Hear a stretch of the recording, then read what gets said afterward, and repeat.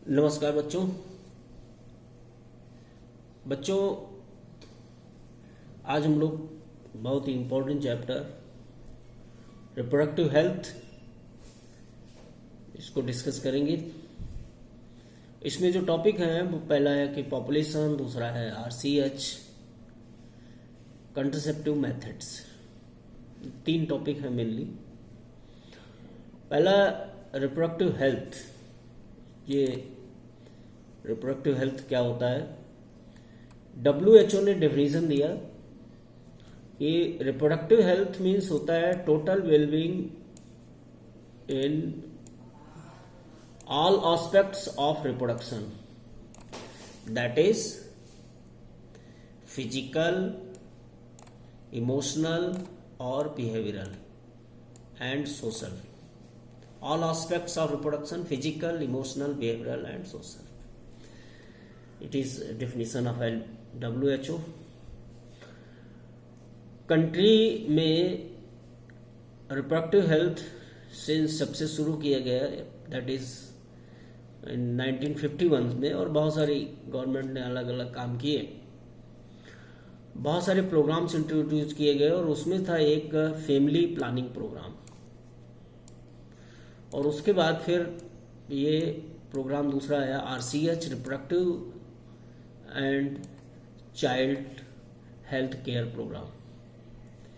अब RCH, reproductive and child health care programme, इसकी क्या, इसके एम क्या है बच्चों? इसका एम है कि अवेयरनेस फैलाना पीपल्स में, लोगों में रिप्रोडक्टिव हेल्थ के बारे में, रिप्रोडक्टिव हेल्थ के बारे में अवेयरनेस फैलाना, जागरूकता फैलाना। दूसरा है कि ये ऐसी फैसिलिटी प्रोवाइड करे जिससे रिप्रोडक्टिव हेल्दी सोसाइटी बने, provide facility to support for the building of the reproductive healthy society. तीसरा है ऑडियो विजुअल एड्स, जैसे ऑडियो विजुअल एड्स, प्रचार सामग्री, बहुत सारे पॉम्पलेट्स, स्लोगन, बहुत सारे जो गवर्नमेंटल हो या एनजीओ, नॉन गवर्नमेंटल ऑर्गेनाइजेशन, सब में इसको इन्वॉल्व करके काम किया जाए इस पे, और लोगों में अवेयरनेस फैलाई जाए।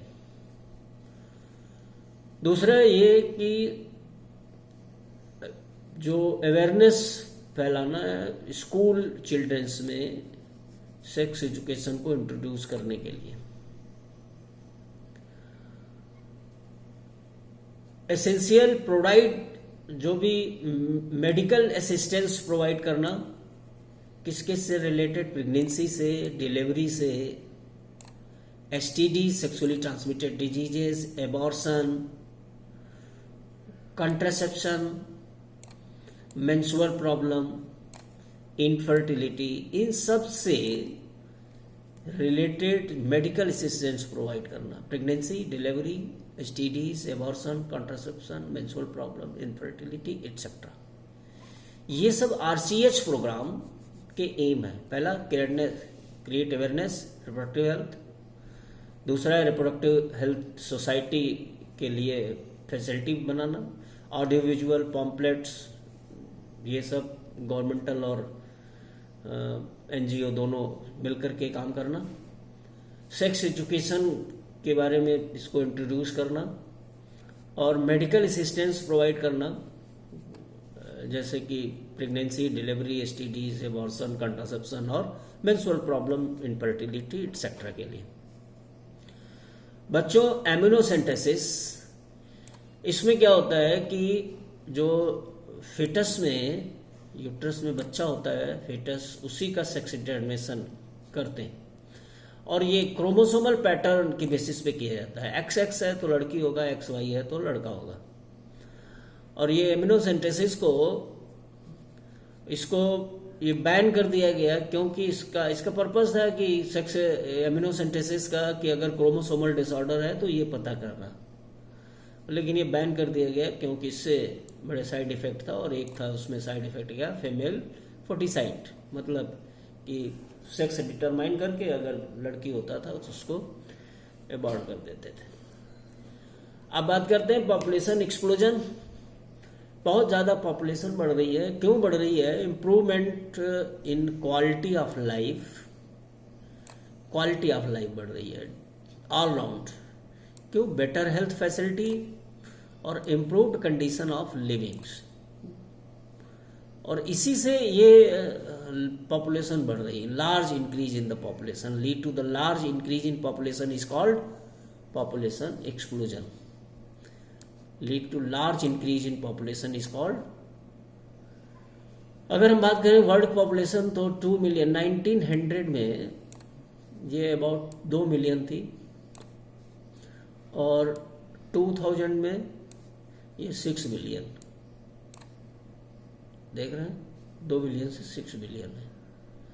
फिर अगर हम अपने इंडिपेंडेंस आज़ादी जब मिली हमको 1947 में, तो 350 बिलियन हम लोग थे इंडिया में, और 2001 का सेंसस हुआ, उसमें हम लोग हो गए 2.01 बिलियन।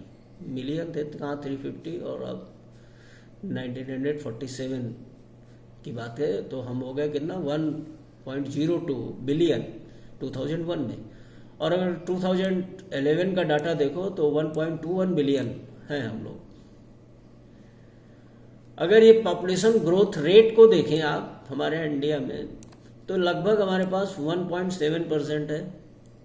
इसका मतलब ये हुआ कितना कि 17 पर 1000 पर ईयर, और ये डबल पॉपुलेशन हो जाएगी केवल अगर इसी रेट से बढ़ा है तो 33 ईयर में। क्या है पॉपुलेशन एक्सप्लोजन का कॉज? क्या है?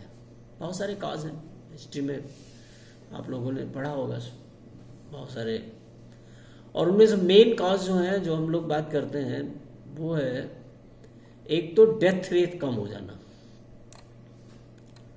इंक्लूडिंग मैटरनल, और ये दोनों का मैटरनल मोर्टेलिटी रेट और इन्फेंट मोर्टेलिटी रेट, ये दोनों कम हो जाना, डिक्लाइन डेथ रेट। इसलिए पॉपुलेशन बढ़ रही है। Increase in number of reproducible age, reproducible age का नंबर लोगों का बढ़ा ज़्यादा, तभी पॉपुलेशन बढ़ने का 2 रीजन है। एक तो decline death rate, maternal mortality rate और इन्फेंट मोर्टेलिटी रेट, इन दोनों सब डेथ रेट सबकी बात कर रहे हैं, इसको इंक्लूड करके बोल रहे हैं। पॉपुलेशन एक्सप्लोजन कॉज क्या होता होगा इससे कि ये जो भी बेसिक नीड्स हैं उनकी कम हो जाएगी, फूड कम हो जाएगा, शेल्टर रहने की जगह नहीं होगी, कपड़े नहीं होंगे, ये पॉपुलेशन एक्सप्लोजन के लिए। अब क्या मेजर लेना है कि ये पॉपुलेशन को चेक करने के लिए, पॉपुलेशन को चेक करने के लिए क्या इंपॉर्टेंट मेजर लेना है? वो पहला ये कि हमको एजुकेट करना है लोगों को स्मॉल फैमिली के लिए। बहुत सारे अलग अलग स्लोगन बनाए गए, हम दो हमारे दो, small family norm, 1 child family norm, इस तरह के बनाना पड़ेंगे गवर्नमेंट को। दूसरा है कि ये इंक्रीजिंग द मैरिजेबल एज को बढ़ाना। तीसरा कंट्रासेप्टिव मेथड्स को प्रमोट करना, और इंसेंटिव देना कपल्स विद स्मॉल फैमिली, इस तरह के बहुत सारे, और बैन करना अगर ज़्यादा बच्चे हैं, ज़्यादा बड़ी फैमिली है तो कुछ उसके ऊपर बैन लगाना कुछ इस तरह से, तभी ये काम होगा। और गवर्नमेंट इस तरह से कुछ काम कर भी रही है, अलग अलग तरीके से करते हैं। कंट्रासेप्टिव मेथड्स कौन कौन से हैं, और आइडियल कंट्रासेप्टिव क्या होती है? आइडियल कंट्रासेप्टिव वो होती है कि जो यूजर फ्रेंडली हो, एक बात, इजीली अवेलेबल हो, दूसरी बात इफेक्टिव हो, reversible with no or least side effect, ये तीसरी बात है। चौथी बात ये कि ये should be no way to interfere with the sexual drive. 4 बातें हैं, पहला user friendly, easily available, effective, reversible, no least side effect, no or least side effect, should it also should no way to interfere with the sexual drive. आप बच्चा बात करते हैं कि हम कंट्रासेप्टिव मेथड्स कितने होते हैं, तो हम मेन कैटेगराइज कर सकते हो 2 टाइप्स में। नेचुरल और आर्टिफिशियल। अब जरा एक चार्ट देखो, इस चार्ट को ध्यान से पहले देखो, पहले ओवरव्यू देख लो कि इसमें एक ये नेचुरल मेथड है, दूसरा बैरियर है, फिर आईओडीज हैं, और उसके बाद ये पिल्स है, और फिर ये स्टरलाइजेशन है। बच्चों पहले हम नेचुरल मेथड की बात करते हैं कि नेचुरल क्या है, dividing chance of sperm and ovum, और इसमें पहला है पीरियडिक एब्टेंस। पीरियडिक एब्टेंस में क्या होता है कि ये abstain from the quarters during the day 10 to 17 of the menstrual cycle, क्योंकि ओवल्यूशन इसी टाइम पर होता है, तो उस टाइम पर प्रिवेंट करना क्वार्टस से नहीं। अगला है विड्रॉल या क्वार्टस इंटरप्ट, अवॉइडिंग इंसेमिनेशन है। लैक्टेशन एमनोरिया, लैक्टेशन एमनोरिया क्या होता है कि ओवल्यूशन नहीं होता है इंटेंसिव लैक्टेशन पीरियड में।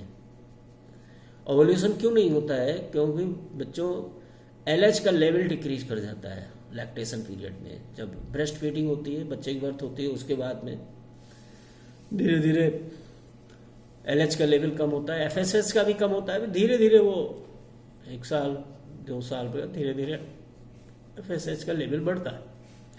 अगला बैरियर है ओवम।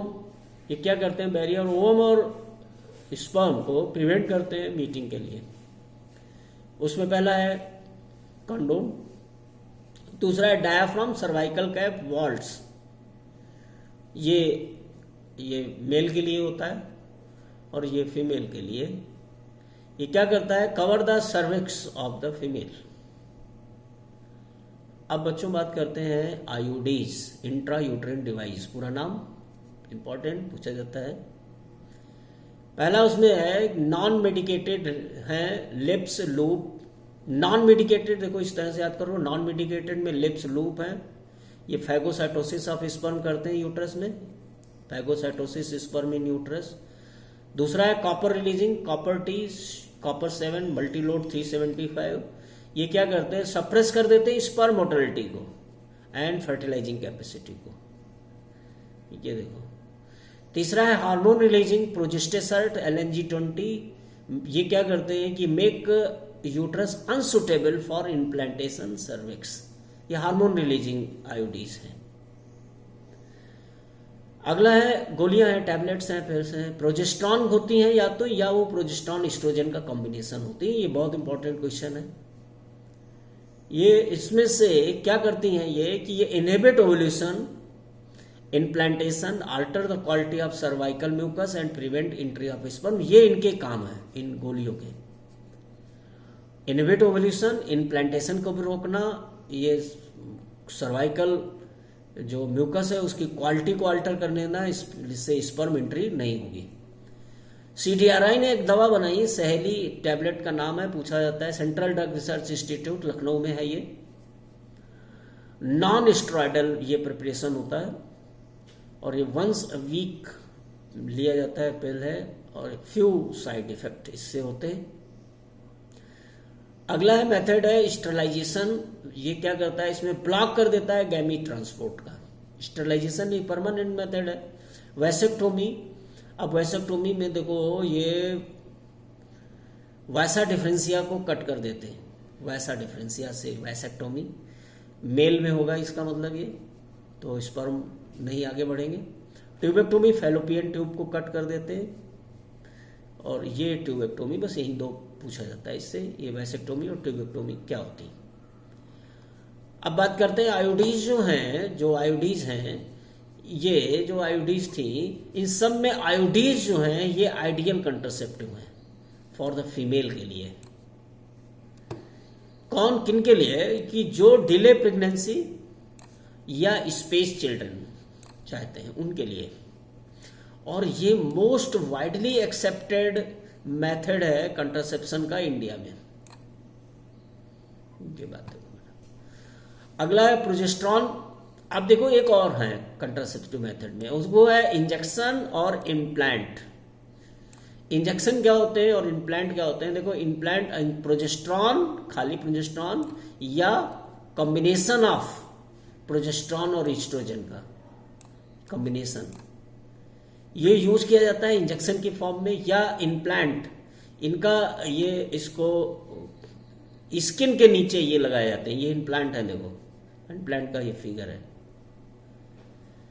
फिर अगला है इमरजेंसी कंट्रासेप्टिव कौन से होते हैं, क्या होता है?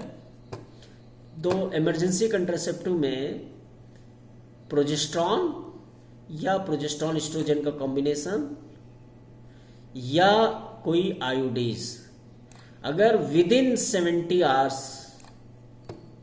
ली जाती है तो वो एक इमरजेंसी कंट्रासेप्टिव की तरह काम करती है।